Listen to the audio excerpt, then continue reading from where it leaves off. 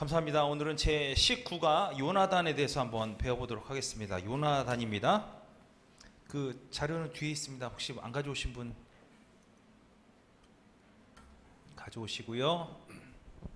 자, 요나단은 누구의 아들이지요? 사울의 아들입니다. 요나단은 사울의 아들이고요. 요나단의 뜻은 뭐라고 그래야 되죠? 여호와가 주시는 자 또는 여호와가 주셨다라는 뜻을 갖고 있습니다. 제가 히브리어 공부를 하다 보니까 이름들이 이런 게 참 많이 나오더라고요. 왜 그런가 좀 봤어요. 왜냐하면 하나의 단어의 뜻은 외부 사람이 요나단을 바라보는 입장, 그렇죠? 그리고 또 하나의 입장은 요나단 자신이 자신을 바라보는 입장, 이 입장으로 글이 적히더라고요. 근데 히브리어를 공부하다 보니까 어떤 게 있냐면, 히브리어는 그 자음 표기법으로 되어 있어요. 우리나라로 표현하면 자음만 있는 거예요. 자음만 쭉 연결되어 있으니까 어느 단어가 어떻게 끝나는지가 잘 알 수가 없어요. 그래서 나중에 학자들이 연구를 해서 거기다가 이제 점을 찍기 시작한 거거든요. 근데 그렇게 표기가 되기 시작한 히브리어다 보니까 어떤 일이 벌어지냐면, 점이 어디 찍혔는데 이게 흐릿해서 지워져 보이거나, 아니면 점이 원래 없는데 무슨 티끌이 날라가지고 점처럼 찍힌 것처럼 보인다거나 이러면 의미가 어떻게 바뀌었냐면 이런 식으로 바뀌는 거예요. 하나는 피동사로, 하나는 자동사로 이렇게 바뀌어 버리는 거예요. 그래서 두 가지 의미를 같이 갖고 있는 게, 이 점이 있거나 없거나 상관없이 하나님께서 주시는 자, 하나님께서 주시는 자라는 뜻은 어떤 거예요? 그러니까 외부에 있는 사람이 요나단을 바라볼 때, 요나단은 뭔가 하나님께서 막 이렇게 부어주시는 그런 사람이구나, 이렇게 바라보는 거고, 하나님께서 주셨다 그러면요, 스스로 보는 거죠. 하나님께서 나에게 모든 것을 나에게 허락하여 주셨다, 이런 의미로 쓰여진 것이 바로 요나단이라는 이름입니다. 성경 읽어오셨으리라 믿고요. 저희가 필사 중이니까 다 읽으셨으리라 믿습니다. 네, 가죠. 자, 가족 배경 보겠습니다. 가족 배경. 요나단은 사울 왕의 큰 아들입니다. 사울 왕의 큰 아들. 사무엘상 14장 49절에서 51절 보니까, 사울의 아들은 요나단과 이스위와 말기수아요. 그의 두 딸의 이름은 이러하니, 맏딸의 이름은 메라비요, 작은 딸의 이름은 미갈이며, 사울의 아내의 이름은 아히노아미니 아히마아스의 딸이요, 그의 군사령관의 이름은 아브넬이니 사울의 숙부 넬의 아들이며, 사울의 아버지는 기스요, 아브넬의 아버지는 넬이니 아비엘의 아들이었더라, 이렇게 기록되어 있어요. 그래서 사울 왕의 첫 번째 아들이 바로 요나단. 사울 왕을 저희가 저번 주에 배웠잖아요. 저번 주에 배울 때 저희가 가장 많이 얘기했던 게 뭐냐면, 그는 백성들의 뜻을 자기의 어떤 명예로 알고 영광으로 알았죠. 백성들의 눈에 잘 맞는 그런 사람이 되려고 노력했던 사람이 사울 왕이었어요. 그럼 오늘 그 사울 왕을 우리가 머릿속에 넣어놓고 요나단을 한번 살펴볼게요. 자, 요나단의 어머니 아히노암입니다. 아히노암, 요나단과 두 아들 두 딸을 낳았죠. 아까 보신 거와 마찬가지입니다. 그래서 아내 아히노암이 아히마아스의 딸 아히노암이 요나단과 이스위와 말기수를 낳은 거고요. 그 다음에 메랍과 미갈을 낳은 사람이 바로 아히노암입니다. 언급되어 있는 사람 다 낳은 사람이 아히노암입니다. 자, 사울은 첩도 두었습니다. 첩도 두었는데 첩을 리스바라는 첩을 두었고요. 그녀에게서는 또 두 명의 아들을 낳았습니다. 자, 사무엘하 21장 8절 보니까, 왕이 이에 아야의 딸 리스바에게서 난 자 곧 사울의 두 아들 알모니와 무비보셋과 사울의 딸 메랍에게서 난 자 곧 무올람 사람 바르실레의 아들 아드리엘의 다섯 아들 붙잡아, 이런 얘기가 나오죠. 결국엔 무슨 얘기냐면 첩이 있었다라는 거예요. 첩이 있어서 그녀에게서 두 아들 알모니와 무비보셋을 낳았다라는 거죠. 그 다음에 사무엘하 21장 11절 보니까, 이에 아야의 딸 사울의 첩 리스바가 행할 일이 다윗에게 알려짐에, 이렇게 나와 있어요. 그래서 사울의 첩의 이름은 리스바다. 사울의 가족 족보들이 이제 대충 이제 나올 것 같아요. 결국 사울은 아이노암을 첩조의 부인으로 삼고 그의 아들들을 낳았는데 그때 첫 아들이 요나단이다. 여기 이 부분까지만 좀 아시면 좋을 것 같습니다. 여러분 머릿속에 참 많이 남는 것은 요나단이라는 이름하고 나중에 마지막 막내딸, 아이노암의 막내딸 미갈에 관한 이름은 좀 남을 거예요. 나중에 한번 같이 보시도록 하죠. 자, 요나단은 첫째 왕의, 그러니까 사울 왕의 첫째 아들이죠. 여러분 그러면 어떤 권리가 있냐? 이 사람이 다음 차기 왕권을 이어받을 대권주자였어요. 왕위를 이을 세자란 얘기예요. 요나단이란 이름 자체는 그 유력한 후보지 않습니까? 첫째 아들인데. 그렇죠? 그러면 그럴 만한 훈련을 시키잖아요. 우리가 왕이 있고 왕의 아들들을 뭐 보시면 우리나라도 많이 낳잖아요. 많이 낳는데 그 중에서 첫째 아들을 세자로 책봉하고 이 세자에게는 아주 어릴 때서부터 왕의 법도와 왕이 가르쳐야 될 뭐 수많은 지식과 이런 것들을 다 가르치게 하잖아요. 그래서 그가 다시 왕이 죽고 그 다음에 왕권을 이어받을 때 그가 이 나라를 다스릴 때 아무 문제가 없게끔 그런 왕이 되게끔 해줘야 하는 거예요. 그래서 왕은 세자에 대해서 참 이렇게 많이 공부도 시키고 뭐 노력을 많이 기하죠. 근데 가끔 그러다 보면 어떤 사람이 나타나냐면 세자 중에서도 개망나니가 나타날 때가 있어요. 어느 정도 나이 많으면 소위 말해서 술과 여자를 좋아하고 방탕한 생활을 좋아하고 이런 세자들이 나타나가지고 왕으로부터 세자를 폐위당하고 다음 세자가 나타나기도 하고 이런 일들이 벌어지지 않습니까? 즉 세자가 되기 위해서는 다음의 왕권을 이어받을 만한 그런 사람이어야 돼요. 요나단이라는 사람 자체가 훈련을 물론 시키지만 그 성품이나 이런 부분까지 훈련시키는 어렵습니다. 뭐 그렇게 방탕한 생활을 했던 세자들도 훈련을 안 받았냐? 그게 아니거든요. 훈련을 받았음에도 불구하고 그의 성품이나 마음가짐이 온전하지 못했기 때문에 그가 결국에는 뭐 우리나라 역사 가운데서도 폐위당한 세자가 있는 것처럼 그런 일이 벌어질 수 있거든요. 그런데 요나단은 나중에 쭉 보시겠지만 정신적 능력이 매우 뛰어났습니다. 확실했어요. 그러니까 정말 정신력이 되게 높았어요. 이따가 볼 내용도 나오겠지만 도덕성도 준수했습니다. 그 다음에 체격도 좋았어요. 전쟁에서 이길 만큼 싸움도 잘했습니다. 그리고 특히 중요한 거는 그의 마음 가운데 사랑하는 마음이 가득 차 있었어요. 사랑의 마음이 가득 차 있었어요. 외모로 덩치만 막 크고 사울은 뭐 어깨 위에 머리 하나가 더 있을 정도다 이렇게 얘기했지만 싸움도 잘하고 모든 것도 다 잘하지만 그의 마음에 뭐가 있었다는 게 가장 중요하느냐? 사랑하는 마음이 있었다는 거예요. 그래서 뭐 준수한 도덕성, 뭐 완벽한 체격, 그 다음에 정신력, 뛰어난 정신력, 사랑하는 마음 이 모든 것을 통틀어 봤을 때 그는 다음 왕위를 이어받기에 전혀 부족함이 없는 그런 사람이었다. 이렇게 보시면 될 것 같아요. 그리고 그렇게 돼야지만 당연히 맞습니다. 사울왕 다음에 책봉돼야 될 사람이 요나단이 왕이 되는 것이 맞아요. 그러나 요나단이 왕이 될 수 없었던 이유는 딱 한 가지밖에 없습니다. 뭐냐? 아버지 사울이 범죄함으로 인해서 하나님의 눈밖에 나은 거죠. 아버지 사울이 범죄함으로 이 땅의 그 소위 해서 왕권을 너의 대를 이어서 쭉 이어주지 않고 너 말고 다른 너의 이웃을 세워서 왕위를 주겠다라고 누가 얘기했죠? 귀신이 돼서도 얘기했죠? 사무엘이 얘기했죠. 사무엘이 하나님의 그 음성을 듣고 그렇게 사울에게 전했습니다. 결국 사울의 범죄함 때문에 자신의 왕권은 요나단이 아닌 다윗에게 넘어갈 수밖에 없었죠. 그래서 우리가 쭉 봐왔지만 그 범죄했던 사실들이 계속해서 사무엘의 입을 통해서 고백되는 걸 우리가 저번 시간까지 함께 보았습니다. 자, 그렇다면 구약 성경에서는 요나단을 어떻게 말하고 있느냐? 첫 번째, 요나단은 두려움을 모르는 사람이었어요.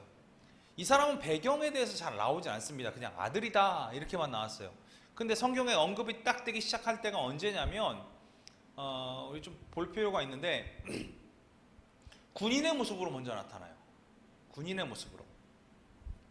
사무엘상 13장 2절부터 3절까지 볼게요. 이스라엘 사람 3,000명을 택하여 그 중에 2,000명은 자기와 함께 믹마스와 베델산에 있게 하고 1,000명은 요나단과 함께 베냐민 기브아에 있게 하고 남은 백성은 각기 장막으로 보내니라. 여기서 나의 곁에 있게 하고의 나는 사울입니다. 그러니까 이스라엘 백성 3,000명의 군대를 착출을 했어요. 창출을 해가지고 사울 왕과 몇이 같이 있는 거예요? 2,000명이 같이 있는 거예요. 그리고 요나단과 몇 명이 같이 있는 거예요? 1,000명이 같이 있는 거예요. 그러니까 이제 군유를 이렇게 잡아가지고 군대를 만들어 놓은 거예요. 두 개로 나눠서 만들어 놓은 거예요. 자, 그러면서 뭐라고 그러냐면 요나단이 게바에 있는 블레셋 사람의 수비대를 치매 블레셋 사람이 이를 들은지라 사울이 온 땅에 나팔을 불어 이르되 히브리 사람들은 들으라 하니 이렇게 돼 있어요. 친 거예요. 먼저 가서 때려버린 거예요. 2,000명이 있음에도 불구하고 1,000명을 데리고 해결을 하는 거예요. 1,000명의 부하가 있었습니다. 근데 1,000명을 다 데리고 가서 전쟁을 치렀냐? 그러지 않았어요. 그렇게 하지 않았습니다. 분명히 자기와 함께 싸울 만한 부하는 몇 명이 있었어요? 1,000명이 있었어요. 자, 1,000명 돌격 앞으로 우리가 먼저 치자. 요나단은 이렇게 하지 않았다는 거예요. 요나단은 혼자 나갑니다. 혼자 싸우러 나갑니다. 사울 왕 때도 얘기했지만 왕이나 어떤 그 옛날에 저희도 이거 아셔야 돼요. 십자군 전쟁 나가면 기사단이 출동했잖아요. 기사단이 나가서 싸우잖아요. 그러면 기사단 혼자 기사가 자기 칼, 말, 갑옷 다 챙겨서 그렇게 안 가요. 자기 갑옷을 담당하는 사람, 그 다음에 이 말들이 지치지가 말들 먹일 사람, 자기 칼하고 병장기 들고 쫓아다닐 사람, 자기 심부름을 할 사람, 이렇게 4명이나 5명을 꾸립니다. 기사 한 명에. 그래서 자기가 돈을 들여서 그 사람들을 사요. 사서 그 사람들하고 같이 뭐 하는 거예요? 십자군 전쟁에 참여하러 가는 거예요. 그래서 그 전쟁에 참여하는 십자군의 그 내용들 보면 3만 명이 쳐들어갔더라 그러잖아요. 그럼 3만 명이 쳐들어갔으면 최소한 인원이 몇 명이냐면 아무리 못해도 5배는 되니까 15만 명이 간 거예요. 십자군 전쟁에 대한 역사 기술이 그렇게 돼 있어요. 그러니까 기사들이 3만 명이다 그러면 그렇게 따라가는 거예요. 혼자 가는 경우는 없습니다. 혼자는 갈 수가 없어요.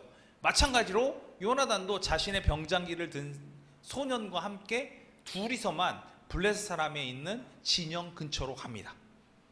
그래서 진영에서 어떻게 블레셋 사람을 이기면 좋을까 이걸 고민하는 거예요. 근데 전술적으로도 요나단은 매우 뛰어난 사람이었기 때문에 요나단은 어떤 것을 원했느냐? 블레셋 안에서 혼란을 일으켜서 지네들끼리 치고받고 싸우다가 죽게끔 하기를 원했어요. 그것을 원한 거예요. 그래서 사무엘상 14장 1절부터 23절 보니까 좀 길지만 한번 볼게요.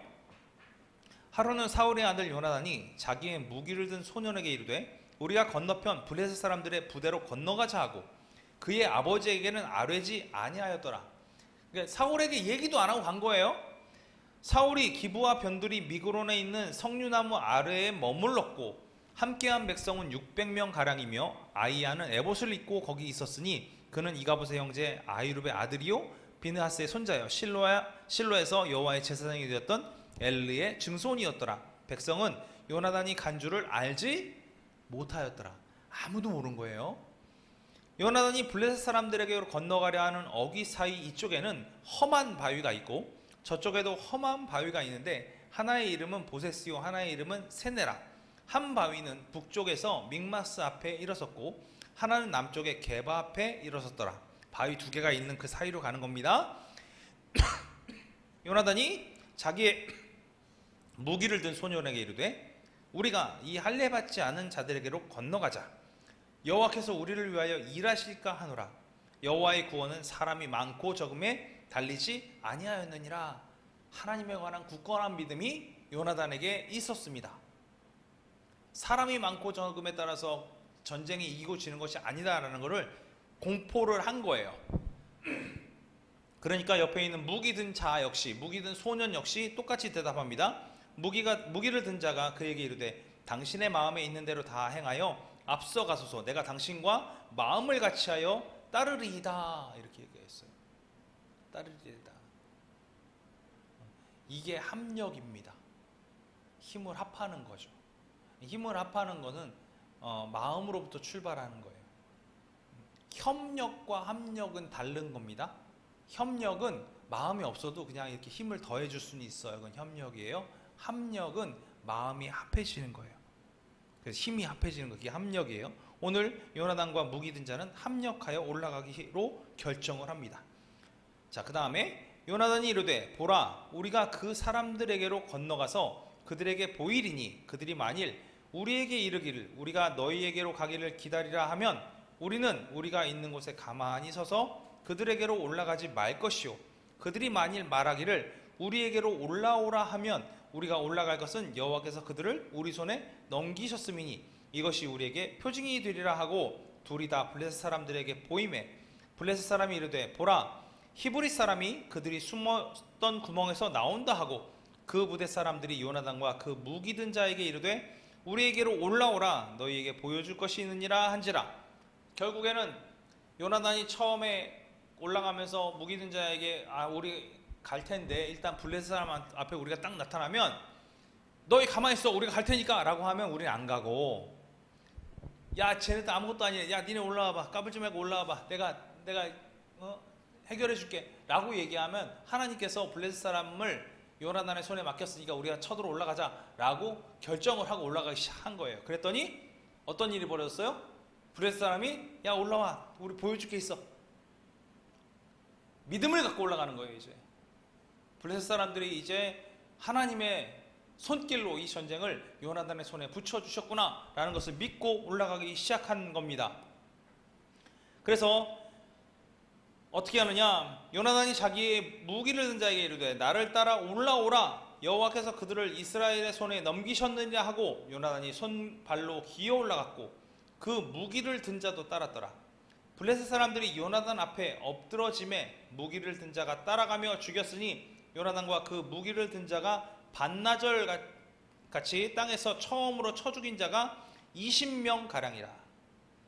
그러니까 반나절 동안 20명을 죽인 거예요. 20명을 해치웠습니다. 들에 있는 진영과 모든 백성이 공포에 떨었고 부대와 노략군들도 떨었으며 땅도 진동하였으니 이는 큰 떨림이었더라. 블레셋 진영이 난리가 난 겁니다. 뭐가 이제 시끄러운 소리가 난 거예요. 싸우기 시작한 거니까. 병장기 부딪히는 소리도 나고 죽어가는 사람들의 신음소리도 들리고. 요나단이 20명을 친 거예요.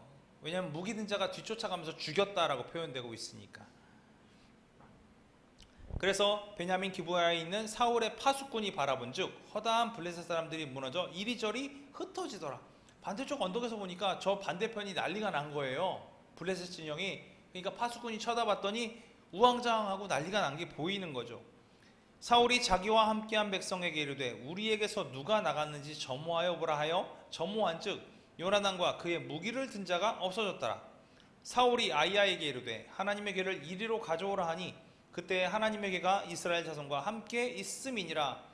자, 여러분 생각해 보십시오. 전쟁으로 나갈 때 전쟁터에 가장 먼저 나갔던 게 뭔지 아십니까? 뭘 앞장서서 나갔어요? 이스라엘 백성은요? 언약궤를 앞장서서 나갔어요.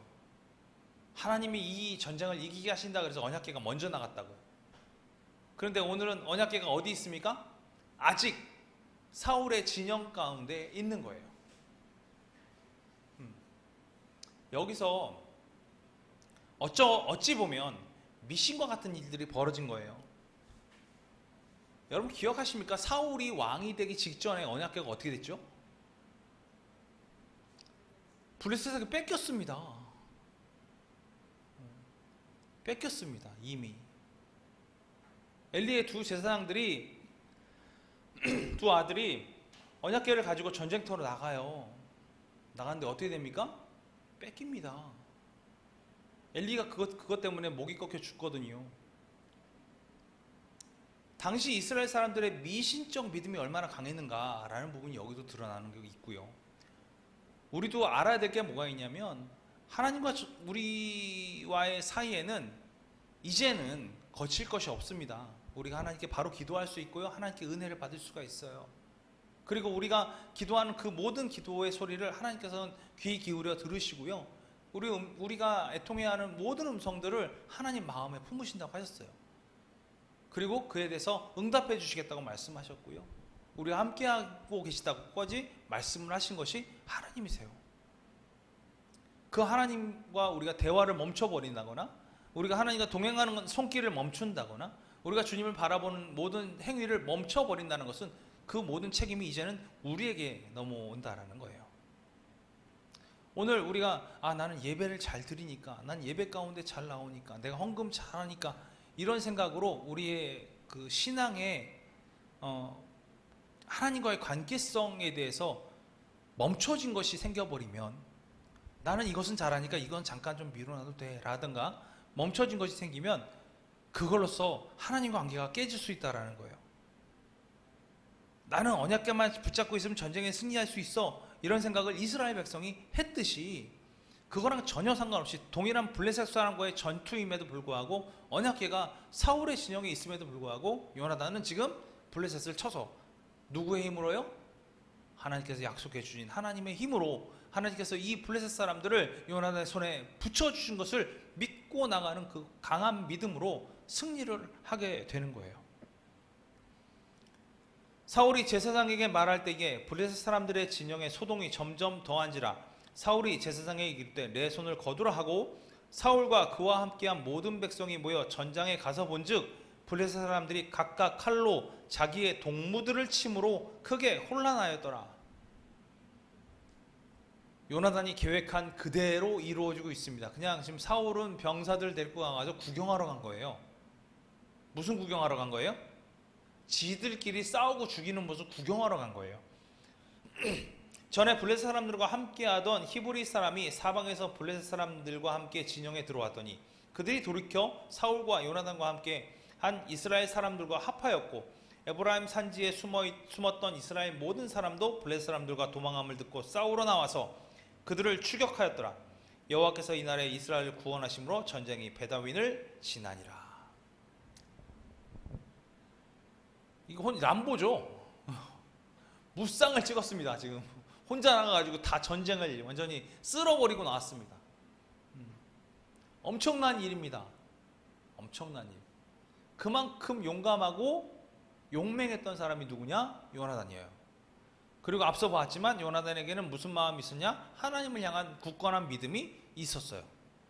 그 믿음이 그의 마음을 굳건히 붙잡고 있었죠. 자, 이제 추격을 시작했습니다. 추격을 해가지고 빨리 쫓아서 한 명이라도 더 죽여야 되잖아요. 사울왕이 명령을 내려요. 뭐라고 명령을 내렸냐면, 우리가 이제 계속 쫓아가야 되니까 우리가 쫓아가다가 밥 지어 먹고 다음에 또 쫓아가고 또 밥 지어 먹고 잠자고 또 쫓아가고 이럴 시간이 없다 이거예요.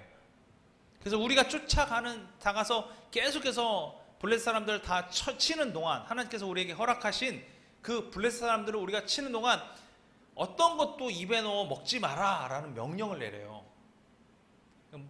더 빨리 쫓아가서 뭐 하라는 거예요? 한 명이라도 더 죽이라는 거예요. 이 명령을 내려요. 그런데 거기 없는 사람이 있었죠. 누가 없습니까? 요나단이 없어요. 요나단이 이 명령을 듣지 못했어요. 명령이 있는지도 몰랐어요. 그래가지고 가다가 힘드니까 나무에 있는 석청을 뜯어다가 입에다가 이제 넣고 갑니다. 먹고 갑니다. 심지어 석청을 먹었을 때 눈이 밝아졌다 이렇게까지 나왔어요. 눈이 밝아졌다. 제일 잘 아실 것 같아요. 그렇죠? 힘드실 때 뭐 하나 드시고 하면 확 올라오는 게 있으니까. 그만큼 열심히 쫓아갔고 힘들고 막 그런 상황에서 그것 때문에, 그 석청 때문에 다시금 생기를 찾고 도륙을 할 수 있는 그런 상황을 만들었던 게 요나단이었다. 자, 그러면 이제 문제가 생겼습니다. 사울은 왕입니다. 요나단은 그의 왕의 가장 큰 아들입니다. 왕의 명령을 어긴 사람이 생겨버린 거예요. 왕의 명령을 어긴 사람이. 왕의 명령을 어긴 사람이 생기니까 왕은 자신의 권위를 지켜야 되는 거예요. 자기가 한 약속을 지켜야만 하는 겁니다. 그래서 요나단으로 하여금 너는 반드시 죽을 거다. 왜냐하면 내가 이렇게 명령했는데 내가 이 명령을 지키지 않으면 왕권이 흔들릴 거 아니냐. 누가 다음부터 왕의 말을 듣겠냐. 왕이 한번 입 밖으로 낸 말이니 나는 반드시 이 말을 지킬 거고 그래서 요나단 너는 죽을 거다. 이렇게 이야기를 합니다. 그런데 백성들이 보기에는 이 전쟁의 승자를 이기게 만든 유일한 사람이 누구로 보이는 거예요? 사울이 아니라 요나단으로 보이는 거예요. 전쟁을 이미 다 이겨놓고 있고 도망가게끔 만들어놓고 우리는 추격만 한 거잖아요. 그 전쟁을 이기게끔 만든 사람이 누구냐? 요나단이다. 그것도 하나님의 그 도우심으로 말미암아 이 전쟁을 이기게 한 사람이 누구냐? 바로 요나단이다 라고 백성들이 일어나기 시작한 겁니다. 그래서 백성들이 사울 왕에게 얘기하는 거예요. 요나단은 머리털 하나라도 상하지 않게 될 겁니다. 왜냐? 하나님께서 허락하셔서 하나님께서 승리하게 하신 거 아닙니까?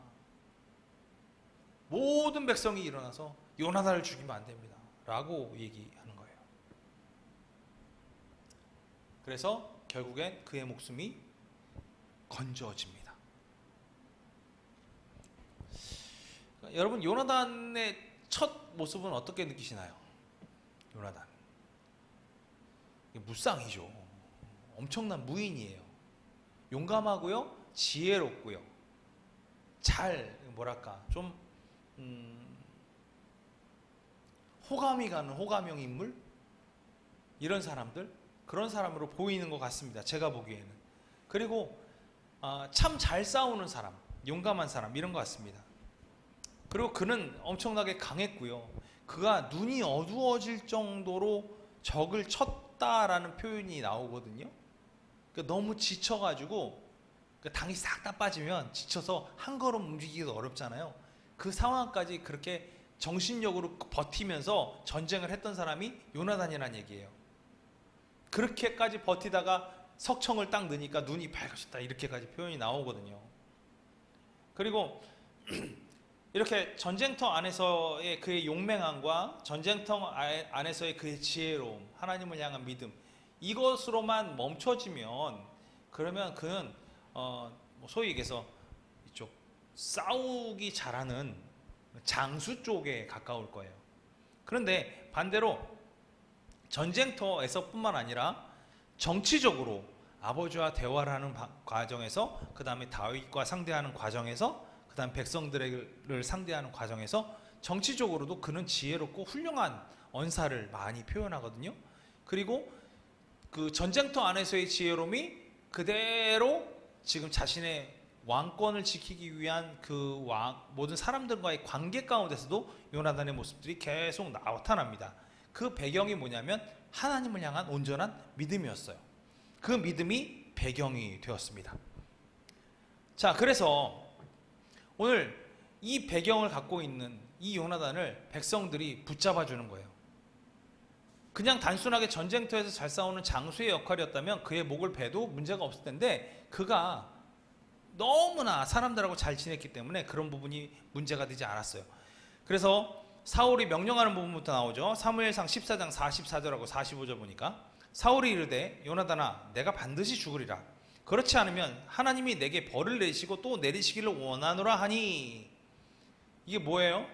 내가 하나님 앞에 맹세했으니까 내가 너를 죽일 수밖에 없어 라고 얘기하는 거예요. 백성이 사울에게 말하되 이스라엘의 이 큰 구원을 이룬 요나단이 죽겠나이까? 결탄코 그렇지 아니하니이다. 여호와의 살아계심을 두고 맹세하옵나니 그의 머리털 하나도 땅에 떨어지지 아니할 것은 그가 오늘 하나님과 동역하였음이니이다 하여. 이 전쟁을 이기게 한 것이 하나님과 동역했기 때문에 가능한 겁니다 라고 백성들이 먼저 알아주는 거죠. 그래서 백성이 요나단을 구원하여 죽지 않게 하니라 라고 성경은 기록하고 있습니다. 자, 사울과 요나단에 관한 이야기. 사울은 역시 뭐에 집중하는 거예요? 자기의 명예에 집중하고 있죠. 요나단은요, 하나님과의 관계에 집중하고 있어요. 자, 그럼 다윗과는 어떤 언약을 맺었을까? 다윗이 어떤 언약을 맺었는지 함께 보겠습니다. 자, 사무엘상 18장 1절에서 4절까지 말씀. 다윗이 사울에게 말하기를 마침에 요나단의 마음이 다윗의 마음과 하나가 되어 요나단이 그를 자기 생명같이 사랑하니라. 이게 놀라운 일입니다. 이 말이 되게 중요하고 자주 나올 거예요. 여기서 마음과 마음이 하나가 됐고 그를 통하여서 생명처럼 사랑하는 관계가 되었다라는 거예요. 차기 왕권 주자와 새롭게 부상하는 하나님의 사랑. 그날의 사울은 다윗을 머무르게 하고 그의 아버지의 집으로 다시 돌아가기를 허락하지 아니하였고 요나단은 다윗을 자기 생명같이 사랑하여 더불어 언약을 맺었으며 요나단이 자기가 입었던 겉옷을 벗어 다윗에게 주었고 자기의 군복과 칼과 활과 띠도 그리하였더라. 어느 왕끼리 대통령끼리 만나면 서로 이제 선물을 주고받잖아요. 그때 옛날 사람들은 칼 이렇게 주는 거 좋아했고 방패 이런 거 주는 거 좋아했었어요. 칼과 방패를 넘긴다라는 것을 되게 의미가 깊습니다. 칼과 방패를 넘기는 것은 내가 너와 다시 싸울 의도가 없다라는 거예요. 그냥. 그런데 여기 이게 나중에 저희가 또 보긴 하겠지만 요나단이 자기가 입었던 겉옷을 벗어 다윗에게 주고 이게 무슨 얘기인지 아세요? 내 왕위를 너에게 넘겨줄 거야. 됐어요? 군복과 칼과 활과 띠도 그렇게 한다. 무슨 얘기예요? 너랑은 안 싸워. 너랑은 절대 싸우지 않아. 여기서 군복이 넘어갔다는 얘기가 있어요. 그냥 칼과 활과 띠가 넘어가냐. 군복까지 다 넘겼어요. 무슨 얘기예요? 내가 갖고 있는 왕적인 권한과 그 다음에 전투에 관한 권한, 이 모든 것을 너에게 넘기겠다 이 얘기예요. 이게 무슨 얘기예요? 그 절에 요나단은 다윗을 생명같이 사랑하여 더불어 언약을 맺었다라는 부분이 이거예요. 언약을 맺었는데 언약의 내용이 안 나오잖아요. 그렇죠? 언약의 내용이 안 나오잖아요. 그런데 요나단은 어떻게 한 거예요? 다 아는 거예요. 지금 이게 하나님의 마음이 뭔지 아는 거예요. 사울이 범죄함으로 그에 대해서 왕위가 멈춰진다는 걸 요나단은 알고 있는 거예요. 요나단은 알고 있기 때문에 지금 이 얘기가 왜 일어난 거냐면 이게 다윗이 골리앗을 죽이고 나서 일어난 얘기예요. 다윗이 골리앗을 죽이고 나서 그가 이제 돌아와서 얘기를 하는데 그렇게 되는 거예요. 자, 쭉 들어가 볼까요? 이 부분까지만 좀 보면은 될 것 같습니다. 다윗이 골리앗을 죽였습니다. 그러니까 사울이 그가 누구인지 묻게 됩니다. 다윗은 자랑스럽게 이렇게 대답하죠. 사무엘상 17장 58절. 사울이 그에게 묻되 소년이여 누구의 아들이냐 하니 다윗이 대답하되 나는 주의 종 베들레헴 사람 이새의 아들이니다 하니라. 나는 베들레헴에 있는 이새의 아들입니다 라고 얘기하는 거예요. 이새의 아들이다 라고 얘기하죠. 그러니까 요나단은 다윗이 사울왕에게 대답할 때 마음속으로 다윗을 사랑하는 마음을 품게 됩니다. 아까 읽었던 부분이죠. 다윗이 사울에게 말하기를 마침에 요나단의 마음이 다윗의 마음과 하나가 되어 요나단이 그를 자기 생명과 같이 사랑하니라 라고 얘기하고 있어요. 마음이 하나가 된 거예요. 마음이 하나가 된 거예요. 이게 정말 중요합니다. 마음이 하나가 되었다. 여러분 이게 걸어 다니시고 움직이고 하시잖아요. 그럼 여러분 안에 뼈가 몇 개가 있어요? 정말 많이 있죠. 근데 이 뼈와 뼈가 참 기묘하게 아주 맞닿아 있으면서도 떨어져 있는 관계예요. 그리고 유기적으로 합쳐져서 움직이고 있는 거죠. 그때 그거를 뭐라고 부르냐면 생명이 있다라고 부르는 거죠. 생명이 있다라고 부르는 거거든요. 근육과 신경들이 자기의 역할들을 잘 감당하고 있는 거예요. 만약에 뼈와 뼈가 완전히 붙어 있으면 어떻게 될까요? 움직일 때마다 아마 삐거덕 거릴 거예요. 어느 근육은 내 역할을 안 해버리면 어떻게 될까요? 그쪽이 아무리 뼈가 많이 있어도 움직이지 않을 거예요. 생명이 있다라고 얘기할 수가 없는 거예요. 이런 움직임들이 다 모여서 뭐가 되는 거예요? 살아있는 유기체인 생명이 되는 거예요. 지금 다윗과 요나단은 마음과 마음이 어떻게 됐다고요? 하나가 되었다. 그들은 육체는 떨어져 있지만 마음과 마음이 하나 됨으로써 두 사람이 어떤 거예요? 하나의 공통적인 한 생명을 이루고 있는 거예요. 그래서 요나단은 자기 마음을 다해 순결하고 진실한 사랑으로 다윗을 대하게 되죠. 그래서 이 우정관계는 성경에 나와 있는 모든 우정이라는 표현으로 나타나는 모든 관계 중에서 가장 모범적인 사례로 뽑히고 있습니다. 자, 그래서 아까도 말씀드렸지만 다윗과 요나단이 맺은 언약은 왕의 아들 요나단이 그의 긴 겉옷과 상의와 칼을 곧 왕이 될 다윗에게 줌으로써 언약이 이루어지게 되는 겁니다. 왕권도 넘겼어요. 전투력도 넘겼어요. 모든 무기도 넘겼어요. 나는 너하고 싸울 생각이 없어 라고 아예 선포를 한 거예요. 자, 다윗은 누구한테 선택됐습니까? 다윗의 선택은 하나님으로부터 선택됐습니다. 다윗은 하나님으로부터 선택받았어요. 그렇잖아요. 기름 부음 받았습니다. 여러분 아시죠? 사무엘이 기름을 부었어요. 사무엘이 기름을 붓고 나서 다윗이 갑자기 내가 왕입니다 이렇게 나타났습니까? 아니요, 그렇게 하지 않았죠. 그대로 그냥 살았어요. 양치면서 기름 부음 받은 그 상태로 살았다고요. 그러다가 자기 형들이 전쟁터에 나가 있으니까 도시락 갖다 주러 왔다가 전쟁터에 참여하게 되고, 그때서부터 왕 다윗, 2대 왕, 이스라엘의 왕 다윗으로의 모습들이 점점 부각되기 시작하는 거죠. 하나님이 선택하신 거예요. 미리 선택하셨어요. 이미 왕이 세워진 거죠. 그 언약은 바뀐 게 있습니까? 아니요, 없습니다. 진실한 거예요. 그래서 분명히 알고 있는 거예요. 여러분 아시다시피 사울 왕이 있었고요, 사무엘이 있었습니다. 아시죠? 사무엘이 있었어요.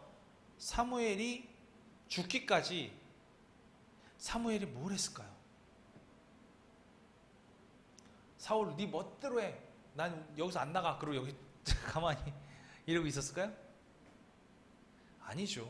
아까 말씀드렸잖아요. 세자한테는 뭘 해준다고요? 그 나라가 갖고 있는 모든 지식을 세자한테 쏟아부어 주는 거예요.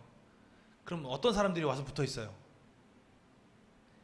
지혜가 가장 뛰어난 자, 가장 용맹한 자, 전투 잘하는 사람, 그 다음에 또 누가 들어올까요? 하나님을 가장 잘 아는 사무엘을 옆에 붙여놓은 거예요. 같이 훈련을 시킨 거예요. 그의 마음에 믿음이 가장 많이 있었다는 게 무슨 얘기예요? 그 훈련을 계속해서 받아왔던 게 요나단이라는 거예요. 그 훈련을 계속 받아왔으니까 그의 마음 가운데도 하나님을 향한 온전한 마음이 있을 수 있게 되는 거죠. 자, 그렇게 잘 알다 보니까 뭘 알게 됐어요? 하나님의 마음이 무엇인지 알게 되는 거예요. 사울이 사무엘로부터 책망을 들을 때 그걸 옆에서 다 듣고, 아, 이제 우리 왕은 이제 끝이구나, 사울 왕 끝이구나, 그럼 나도 안 되겠네, 이런 생각한 게 아니라는 거예요. 하나님을 잘 알다 보니까 하나님의 마음을, 하나님의 뜻을 잘 이해할 수 있게 되었다라는 거예요. 그렇기 때문에 이 언약을 맺은 것도, 다윗을 그렇게 사랑한 것, 이 언약을 맺게 된 것도 요나단이 하나님의 뜻을 너무나 잘 알고 있기 때문에 그는 그렇게 할 수 있었다. 우린 이렇게 이해해야 합니다. 하나님의 마음을 아는 것, 이것이 우리에게 너무나 소중한 거예요. 우리가 세상을 살면서도, 그 다음에 말씀을 읽으면서도 그 안에서 하나님의 뜻이 무엇인지를 깨달아 아는 것. 사울 왕은 그게 정말 안 됐던 사람이라는 걸 우리가 전에 배웠잖아요. 근데 그와 정반대로 요나단은 하나님의 뜻이 무엇인지 너무 마음속으로 잘 알고 있었던 거예요. 이 얘기가 오늘 지금 이 구절로 끝나는 게 아니라 나중에 후반부에도 계속해서 언급이 됩니다. 요나단이 하나님의 마음을 얼마나 많이 알았을까? 자, 사울의 아들이며 상속자였던 요나단은 다윗을 이스라엘의 왕자에 앉히기 위해 자기의 자신을 완전히 비웁니다. 밀어주기 시작해요. 계속해서 요나단은 밀어줍니다. 누구처럼요?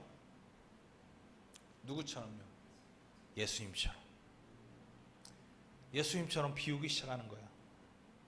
빌립보서 2장 6절부터 8절까지 말씀 너무 잘 아는 말씀이죠. 그는 근본 하나님의 본체시나 하나님과 동등됨을 취할 것으로 여기지 아니하시고 오히려 자기를 비워 종의 형체를 가지사 사람들과 같이 되셨고 사람의 모양으로 나타나사 자기를 낮추시고 죽기까지 복종하셨으니 곧 십자가에 죽으심이라. 요나단의 모습이 이랬다는 거예요. 요나단의 모습이. 골로새서 4장 4절에서 5절까지 그리하면 내가 마땅히 할 말로서 이 비밀을 나타내리라. 외인에 대하여서는 지혜로 행하여 세월을 아끼라. 이게 명확한 지혜가 있었다라는 거. 자기가 그 비밀을 알고 있으니까 뭘 하는 걸 원하는 거예요? 밀어주는 거. 확실하게 밀어주는 게 맞다. 안 거예요.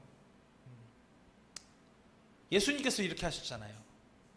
예수님께서 하늘의 모든 영광 다 버리고 어떻게 하셨습니까? 하나님의 아들임에도 불구하고 인간의 모습으로 이 땅에 오셨고 그리고 가장 처참하게 십자가에 달려 돌아가심으로 모든 인류를 구원해 내셨지 않습니까? 한 가지 다른 점이 있어요. 한 가지 다른 점. 예수님은 하나님의 아들로 이 땅에 오셨고 모든 것을 버렸지만 요나단은 죄인의 아들이죠. 요나단은 죄인의 아들이에요. 죄인의 아들이지만 그의 마음 가운데 하나님의 뜻을 알고 있었기 때문에 그는 끝까지 자신을 다 비울 수 있었다는 거죠. 사실 우리가 본받아야 될 내용 중에 하나가 바로 이런 내용이 아닌가 생각합니다. 이런 내용. 왜냐하면 여러분 중에서 하나님의 아들은 안 계시잖아요. 그렇죠? 혹시 그렇지 않더라도 의인 계세요? 의인 계시나요? 의인. 네. 저는 아무리 봐도 저는 아닌 것 같고요. 네. 우리 모두 죄인의 아들입니다. 죄인의 모습이에요. 우리가 본받을 수 있는 가장 근접한 자기 비움, 완벽한 자기 비움, 참사랑 이런 거를 본받을 만한 사람이 누가 있을까요? 성경에선 요나단이 있다라는 거예요.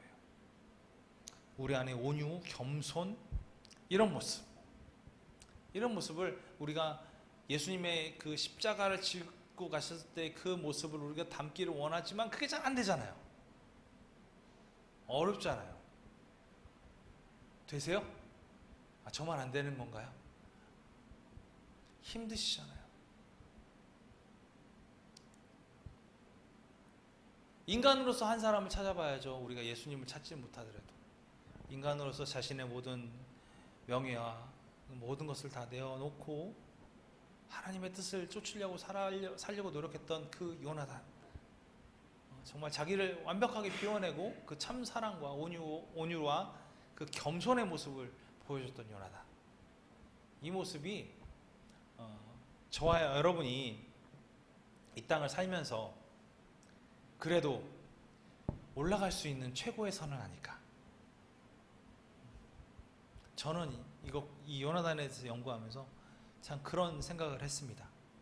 우리가 할 수 있는, 우리가 따라갈 수 있는 최고의 선, 하나님께서 도우심으로 말미암아 하나님의 뜻을 알고 하나님의 뜻대로 살려고 노력하고 자기를 비워나가고 온유와 겸손으로 살아가는 그 모습.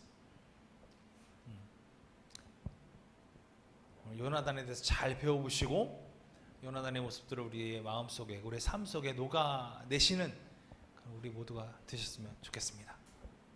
기도하겠습니다. 하나님 감사합니다. 오늘도 우리를 사랑하여 주시사 깨달음을 허락하여 주시고 하나님을 온전히 바라보게 하심의 진심으로 감사드립니다. 주님, 우리가 요나단을 본받길 원합니다. 요나단이 하나님의 뜻을 잘 알았던 것처럼 우리도 역시 하나님의 뜻을 잘 깨닫게 되길 원합니다. 요나단이 예수님처럼 자기 비움을 실천했던 것처럼 우리 스스로도 자기를 비워나길 간절히 원합니다. 그래서 요나단이 보였던 온유와 겸손, 그 참사랑, 이 모든 모습들이 주님의 도우심으로 말미암아 우리 안에 새겨지는 아름다운 모습들이 이루어지게 인도하여 주시옵소서. 늘 우리와 함께 하시고 늘 우리와 동행하여 주시는 믿사오며 감사드리며 예수 그리스도 이름으로 기도합니다. 아멘. 주기도문 하시겠습니다. 하늘에 계신 우리 아버지여, 이름이 거룩히 여김을 받으시오며 나라가 임하시오며 뜻이 하늘에서 이루어진 것 같이 땅에서도 이루어지이다. 오늘 우리에게 일용할 양식을 주시옵고 우리가 우리에게 죄 지은 자를 사하여 준 것 같이 우리 죄를 사하여 주시옵고 우리를 시험에 들게 하지 마시옵고 다만 악에서 구하시옵소서. 나라와 권세와 영광이 아버지께 영원히 있사옵나이다. 아멘.